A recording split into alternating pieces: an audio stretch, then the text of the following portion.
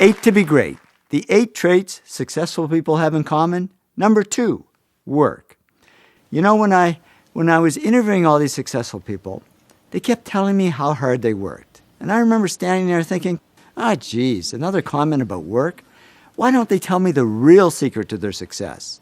Then finally I realized hard work is a real secret to their success. All successful people work very hard. Martha Stewart said to me, I'm a real hard worker. I work and work and work all the time. Media tycoon Rupert Murdoch said it's all hard work. Nothing comes easily. But I have a lot of fun. Did he say fun? Yes, successful people have fun working. That's why I say they're not really workaholics, they're workaholics. Jim Pattison, chairman of the Jim Pattison Group, is a workaholic. He says, business is my recreation.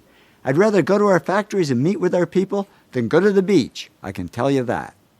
Dave Lavery, the NASA whiz who builds those robots for Mars, said to me, we work our fingers to the bone, but it doesn't seem like work. It's fun. It's what we want to do. We don't want to put things down and go home.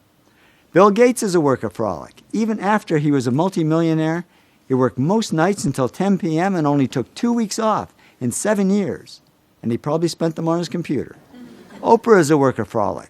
She says, I'd never see daylight. I'd come into work at 5:30 in the morning when it was dark and leave at 7 or 8 when it was dark. I'm a workaholic. And over the years, I've gone through many days and even weeks without much sleep just because I was having so much fun. And I got to admit, at times like that, you say to yourself, am I the only one working this hard? Because there's a myth that comes easy to some people. You turn on the TV, nobody's working that hard. A guy like Chris Rock stands up on stage, tells a few jokes. What's hard about that? But even Chris says, I wasn't the funniest guy growing up, but I was the guy who worked on being funny the hardest. Trust me, I've interviewed over 500 successful people. Not one of them said it came easy, even though they were doing what they loved. And we tend to underestimate work and overestimate talent. But in the end, work tops talent. Arthur Benjamin, America's best math whiz, said to me, I think numbers and I have always gotten along, but I'm sure my talent is just due to the time and hours and work that I've put into it. Many talented people don't achieve as much success as they could, unfortunately, because they sit back on their talent and never learn to work hard. That's what happened to Michael Jordan when he first started playing basketball. He had the talent, but he wasn't putting in the work, and the coach actually cut him from the high school basketball team. Boy, that was a wake-up call. He says, I was very disappointed. I started working on my game the day after I was cut. And he soon became the hardest working player in basketball, who made fun of the other players who weren't working hard. And that hard work is what made him the greatest basketball player of all time. So I'd say the real gift isn't talent, it's the ability to work hard. And we tend to underestimate work and overestimate smarts. But in the end, work wins over smarts. In fact, many successful people aren't the smartest. They just work the hardest. Francois Parenteau, who Business Week called the top independent analyst on Wall Street, said to me, I'm certainly not that smart. I can't even remember my own zip code. But he also says, work is a big part of my life. I think about investments pretty much 24 hours a day, 7 days a week.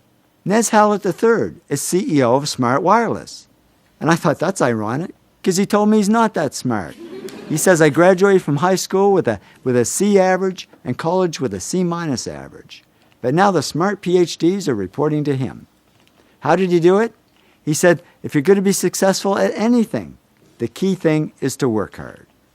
I'm not smart. As proof, here's my actual 12th grade report card. It was the only one my parents ever kept. Don't ask me why they kept it. It's nothing to brag about. As you can see, I was a C student, not an A student.